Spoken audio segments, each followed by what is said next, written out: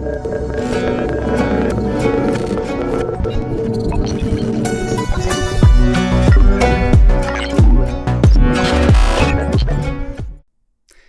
this is your favorite German compositor, Sebastian Schütt. As a matter of fact, it's actually German-Canadian now, since finally a few days ago I obtained my Canadian citizenship. I've been living and working in Canada for a number of years now, and for the past 4 I've been at Image Engine here in Vancouver, mostly in a lead compositor role. Recent projects I've contributed to include Murderbot, The Gorge, Ahsoka, The Mandalorian, and Book of Boba Fett. One of the things I really appreciate about Image Engine is its scale. It's a mid-sized company, just a few hundred people, one office location. Even though we're part of the larger Cinecite group, I would say there's a strong sense of independence and identity here.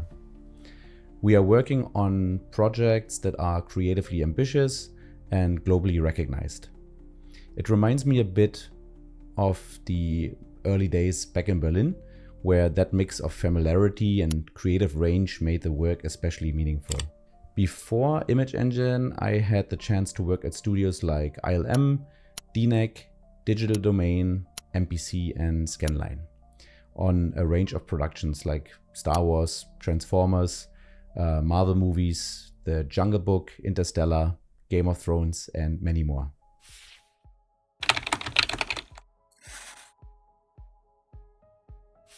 These days I call Canada my home, but my journey in VFX began over 15 years ago in Berlin, where I'm originally from. And from an early age I was always bursting with ideas. So writing short plays, experimenting with photography, or editing my own movie trailers using 2 VHS recorder, so the truly analog way. For the longest time I actually dreamt of becoming a film director. But starting out with no budget meant I had to wear every hat, so creative, logistical, and everything in between. And juggling production schedules, locations, and permits often drained my creative energy. But it also taught me a powerful lesson, which is asking for help isn't a weakness. It's wisdom, actually. I think creativity flourishes when it's shared, so when each person brings their own strength to the table. Over time, I found myself increasingly fascinated by technology and realized something surprising to me. I actually found more joy working on, frames that have already been shot. There's something, deeply satisfying about taking what's already been captured and helping shape or elevate its story further. I've always been inspired by collaboration, so when multiple artists leave their fingerprints on a single frame. So when I discovered visual effects, it felt like the perfect home. The fusion of creative vision and computer-driven problem solving. Like many things in life, I would say the VFX industry has aspects that can feel both exciting and challenging at the same time. And sometimes even the same aspects flip, depending on where you are in life. One of the big ones is definitely mobility. For many of us, especially early in our careers, I feel like it's incredibly exciting to have opportunities abroad. At one point, I remember getting a visa and working in another country was surprisingly easy. Many places were, in such need of talent, welcomed artists from around the world with open arms. And it gave me the chance to live in amazing cities and work at top-tier studios. But over time, constant relocation can obviously wear you down, especially if you're trying to start a family or put down roots in general. What feels like freedom at one point can later feel more like instability. At the same time though, this international nature of the industry is also one of the greatest gifts. You meet people from all over the world, not just through travel, but also right next to you in the office, at least before the work from home times, I would say. It broadens your perspective. You end up with friendships in, nearly every corner of the globe, and visiting old colleagues can turn into reunions across continents. It's also deeply inspiring to work alongside so many talented and creative people. There's, you know, that special kind of energy in a team where everyone is passionate and pushing boundaries. Yeah, but of course, one of the flip sides is the sheer amount of screen time. We spend long hours in front of a monitor, and that can take its toll if you don't find a good balance. Let me think some other aspects. Pace of innovation. You know, we are always learning new tools, adapting to, you know, shifting pipelines. It keeps things fresh, but it also means you're never done learning. Credit and visibility, I would say, is also a point. It's a highly collaborative field, but sometimes your individual contribution can get lost, you know, in a sea of names, especially in larger productions. Then we have short project cycles. While they allow for a wide variety of work and constant change, they can also make it hard, again, to plan your life long term. Another point, let's say burnout culture. Deadlines can be tight, expectations high. Studios are getting better, but work-life balance still varies greatly depending on where you are. Ultimately, I would say it's a rich, challenging, and incredibly rewarding industry if you go in with open eyes and the willingness to adapt over time.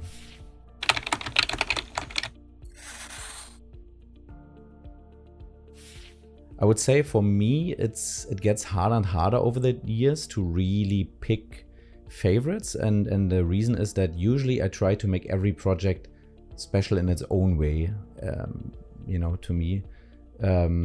Even if I don't like the actual material or the content, you know, of that show or movie, there's usually always an aspect that you can find that, I don't know, really pulls me in, and then I try to make this my kind of like, you know, theme of the project. For example, the last project, Murderbot, they used really interesting and funky lenses for the show. So just like diving into the whole topic of you know, lenses, lens effects, defects, aberrations, all that kind of stuff, was super interesting just to explore the footage, you know, and see what caused which effect, defect, and so on. And then more interestingly, how to recreate it in compositing to perfectly match every kind of lens that they used. So that was a very interesting show for that aspect. Then what was like that? Maybe Ahsoka before that, you know, there was a huge aspect of, at least what interested me was because we had a space sequence basically, and it turned out to be sometimes a real challenge to sell speed in space, you know, when spaceships are flying and chasing each other, because the stars are so far away that you're not getting really parallax. You might get it between, you know, like the ship and the stars in the background, but then nothing really in between.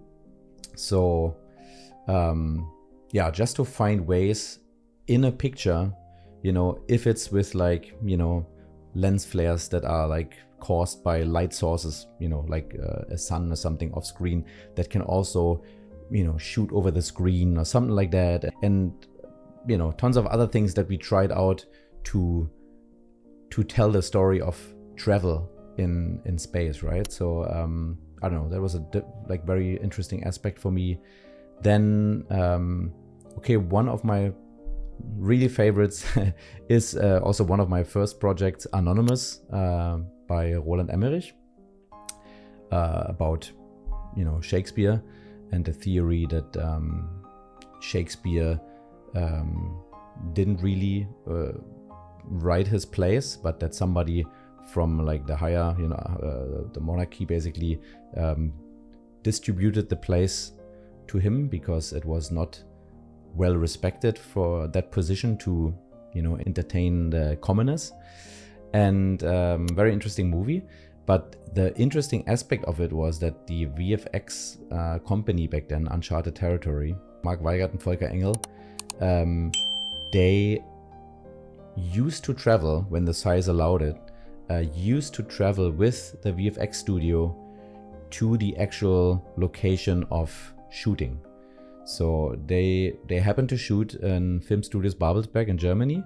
So then they just opened up the VFX studio on that same lot. So that was the first and I would say almost only time that I experienced working in VFX at the same time as the rest of the whole film crew, because they were, you know, like still shooting on set. We were already working VFX.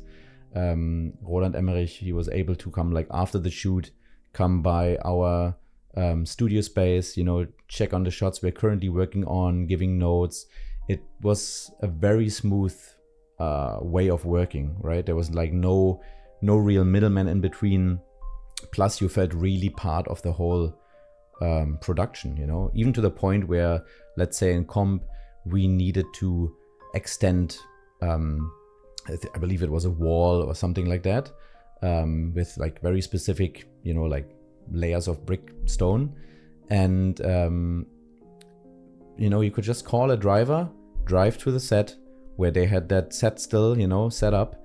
And then once they have a break, go and take some photos, you know, bring it back to the studio, and you have the best reference for that wall because it's actually photos from that wall, right?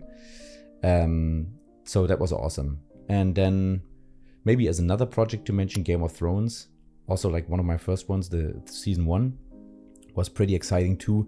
Just like for like being living and working in Ireland for this project, because it kind of like provided the backdrop for the show as well in terms of environment, right? So just being in that nature and like on the weekends traveling across Ireland and then working on those shots, I don't know, I think it gave you really the mindset and the vibe and the mood to work on these type of shots in a way.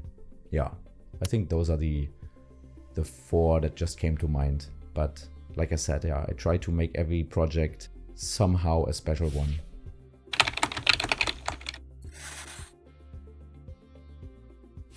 Let me think. I would group some of the shows into different categories. Maybe one being full circle moments. You know, those are always nice. And I remember when I started studying in 2006, I think, we went with the whole school, we went to the FMX convention, which is, if you don't know it, basically a smaller European version of the SIGGRAPH. And it was already mind-blowing to me. You know, I just started studying all the new terms, all the show reels I saw. And then the last talk of the last day was an interview with Roland Emmerich, the director, and kind of like a retrospective of his career. So he was talking about all the movies, and I was just sitting there and already felt so small from that whole week of, you know, realizing how far away from like being an actual artist I am. And I was just wondering, will I be good at this? And will I ever have the chance to work on a project with something like Roland Emmerich, you know? Flash forward 3 years later, I'm still studying. It's the last year of uni. Roland Emmerich is shooting Anonymous, his movie, in Germany, in Studio Babelsberg. And the VFX company working on it opened a little, you know, hub over there and was looking for kind of like a junior intern position for a compositor. I applied and I got in, you know, and I was like, I couldn't believe it. It's like within 3 years, and I didn't even leave the uni yet. And I'm actually working with Roland Emmerich, and, you know, he would come by after, you know, shoot day, come to the office, stand behind you, look at the shots that you're working on. It was just great. It was just a super full circle moment, and kind of like an important moment as well to get the career started, right? It was a good way of motivation. Yeah, then I would say another one is communication. I have a few moments, like memorable moments about that, because communication is important to me, but I had to learn that it's not only about that you communicate, but it's also how you communicate, that you understand the person you're communicating with, and that you adjust the way you communicate. For example, like I said, I started in a very small, you know, company in Berlin, and we were all in a way generalists. There was really no budget for, you know, specialist basically. So we had to rely on each other a lot, communicated, had to trust each other from the beginning. And then I go to my first bigger studio, DNEG, work on Total Recall, and get a shot assigned, comp task. And I don't know, first thing, I just had it in my muscle memory, went to the lighting artist, introduced myself. Hey, I'm Sebastian, we're working on this shot together. And the shot already had a comment, because I think I picked it up from someone. And there had to be a little technical aspect that had to be fixed. And I know it could have been done in lighting, would have taken quite a bit of time. But I knew with a normals pass, I can fix it in comp, right? So I kindly asked him, the lighting artist, if they can provide me with a normals pass. And next version drops, no normals pass, you know. Next version drops, no normals pass. And I was wondering what's going on. And later found out that, you know, the artist felt a bit upset almost in a way, or confused first of all, why I came and showed up there, because they were not used to it.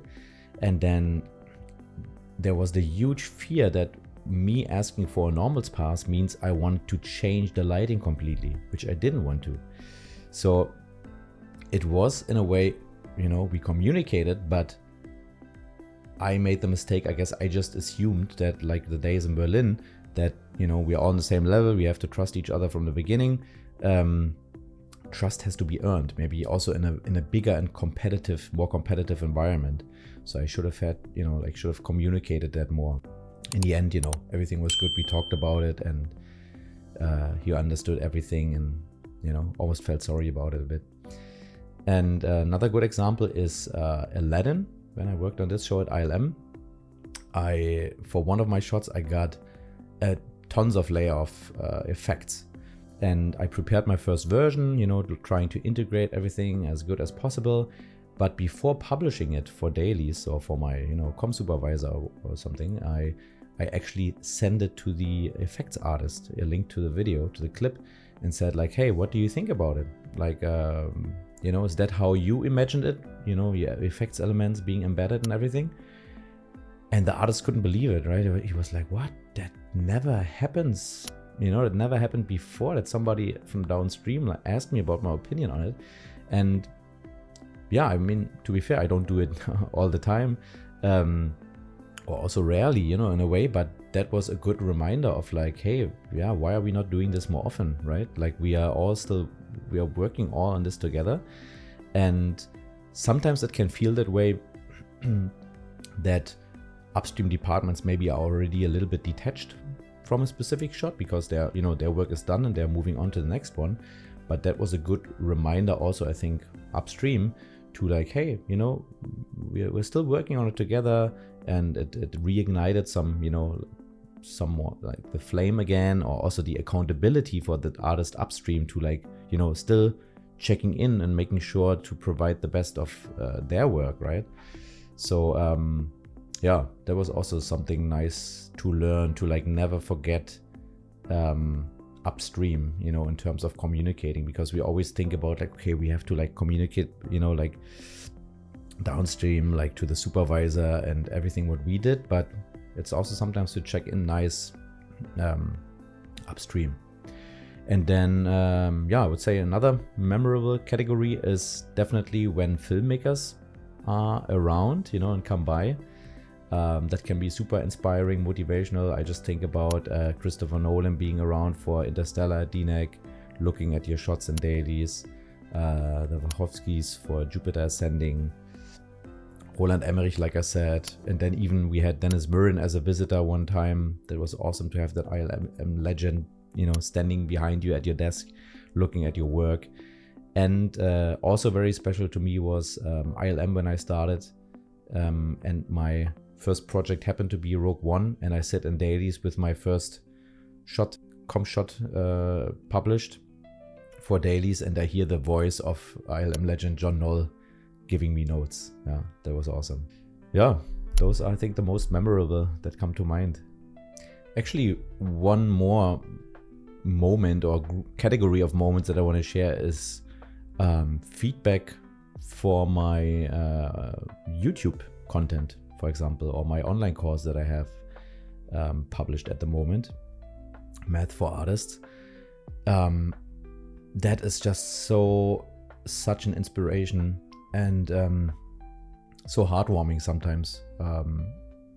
Yeah, when I like meet people, or you know, like mostly at conventions, when people actually come and talk to me and just want to thank me for, you know, a specific video that helped them, saving, you know, a lot of time, or just giving them some motivation or a new perspective on things. And yeah, this is just absolutely wonderful, yeah, to get this feedback, because, you know, usually producing YouTube content or online courses is usually a one-way street, you know, where like you're bringing it out there and then that's it. There's not necessarily things coming back in that much, you know. Obviously you get comments on videos and all that stuff, but to really get an interaction out of it is really wonderful.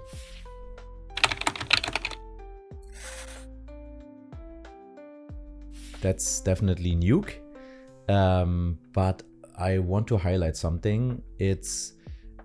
I try with, you know, every project, and also like every company, to a lot of the times stick with vanilla Nuke.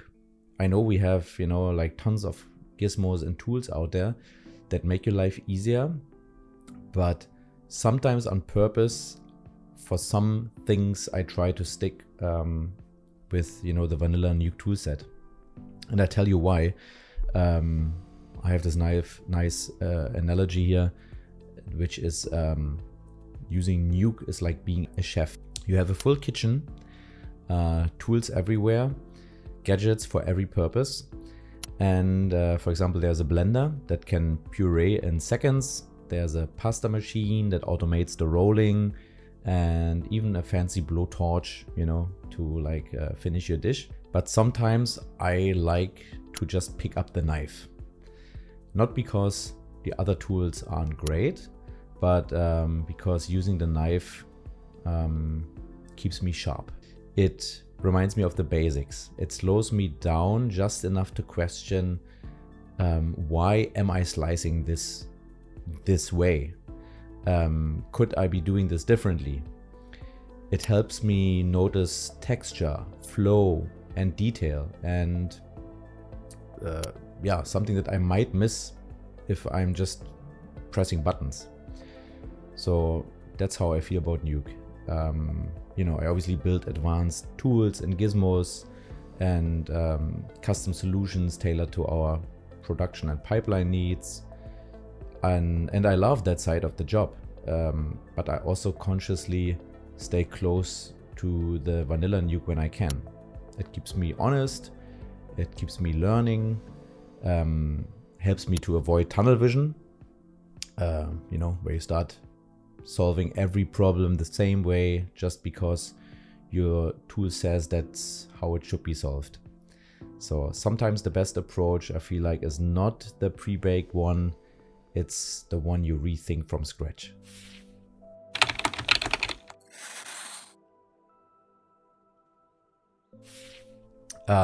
Yeah, I mean, the big topic, AI, is definitely here. For me, it's just interesting. I feel like we have to find, or everyone has to find their role in this whole scenario now. And I feel like, even if it feels maybe a bit counterintuitive, but I feel like going back to the fundamentals is definitely a good step as well. So like coming out of the tunnel vision of your specific profession a little bit, because if we just look at, you know, prompting at the moment, if you want to create an image, you know, just working with compositing terms might not get it there, right? Because you really want, or let's say maybe a few of the things could help, but you know, definitely you want to think about lighting as well. You know, if you create images, you need to know about lenses, about photography in general, how to direct the viewer's attention and all of that stuff in an image, right? So things that usually are, you know, taken over from, you know, upstream or neighboring departments, you now as an individual working with prompts and AI have to tackle, you know, and you tackle them the best, the way those prompts works, obviously, if you exactly know what creates a specific image, right? What do you have to feed it? And yeah, that will be an interesting one. I mean, yeah, we know, companies are already using depth as estimation, normals, position. What would be interesting would be an AI element library, for example, I would say, because, at the moment we are spending so much time on looking through element libraries, trying to find the right element, the correct element that behaves exactly like we need it for that shot. And I'm not talking about the major effects, right? Those always, as the same with the element library, come from the effects department. But I'm talking more about like some supporting elements, I would say, that you as a compositor realize like, oh, that could actually, would contribute a nice touch to it if I add this little element here or something like that, right? And there's not necessarily the money or the, the amount of people there to provide this from upstream departments, or it's already too late for that, right? Then I think things like extending shots, like a little bit further out of frame for if you have to have camera shakes, repos and such, that this could help, instead of like us, what we usually do with like punching in an image or having to like, carefully extend it, that this could help speed things up. For retiming, definitely AI would be a big thing, to avoid artifacts and all that. But then also in general, like, like creating a mood board, for look deving, even for just brainstorming, I find it super interesting. So yeah, I mean, like I said, we have to find, our role in it. But I would definitely say we have now get out of the tunnel vision, look over the fence to the neighboring departments and all the other departments actually in that contribute to image creation, because at the moment the prompt is combining, or like creating an image via prompt is basically combining all of those departments together.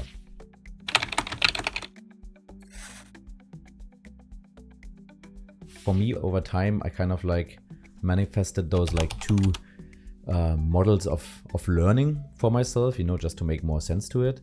And the first one is basically that everything, whenever we learn or acquire, like new knowledge, it feels like a random puzzle piece, or it can feel, especially in the beginning, I would say, of your career, because there's no picture inside yet. It's, just scattered shapes that don't seem to fit. And that's totally normal, Over time, new pieces will, snap into places and then even connect with several other ones at the same time. And that way the reward suddenly compounds, it actually multiplies. And waiting for those big connections can be a bit stressful, I find. Even, if you think there's only that one missing piece that you now have to hunt down, but you can't even name it. You don't even know where to look for it, right? So then I like to switch to a different kind of learning model, which I call the Indiana Jones stepping stone model or something like that. So that's basically about, imagine you are crossing like a very deep abyss or like chasm or what you call it. And you have to, like by basically laying tiles ahead of you. And any tile you choose will lock into the path that you already built. So none of them will send you backward. They simply branch the route in a slightly new direction. And it doesn't matter, if the next tile is AI or photography or Houdini or Python tools or something like that. The forward momentum comes from placing the tile. So actually making the decision to place the next tile. And it doesn't come from just guessing the perfect tile. So I don't know, that helps me usually when I'm stuck and I'm like, oh God, what is the next field of knowledge that I have to do right now, in order to either like get the bigger picture, or because this is maybe the new thing, like AI right now or something, that we have to look into. That Indiana Jones model, gives me a bit of a different perspective on it, because the unique sequence of steps that you choose then, gives you a perspective that no one else has. So even catching up with the fundamentals again is not a move backward, it's forward. It gives you a new way to connect tiles forward. There's even like a good extreme example of a guy I studied with who studied theology before then joining, you know, the animation or VFX school. And you would think like, wow, that's so far away from another. But then obviously his deep knowledge of the Bible and the archetypal stories in it gave him, I don't know, an unexpected tile, you know, I would say, an edge that none of us had in terms of storytelling for our animation short film projects. So very interesting. Okay, next tip or, you know, adjustment I would say is like cultivate a network, not just a resume. So ask questions, really important at the moment also with, you know, working from home and being a bit more isolated. Share small wins, offer help also. You know, the people that you meet in forums, in dailies, Slack channels, Reddit, whatever, right? They become the colleagues who recommend you for the next show. Okay, next one I would say protect your health. You know, long screen hours are real.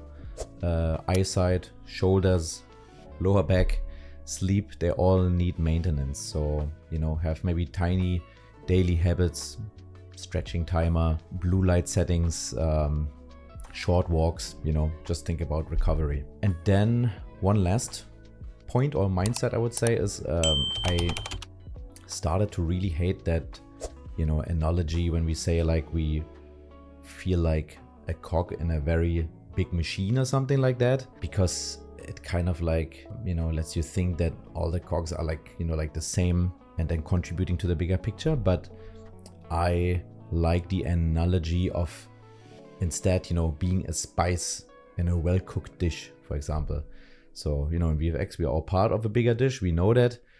Could be a stew, a curry sauce or something like that. But the final product only works because of a lot of ingredients come together.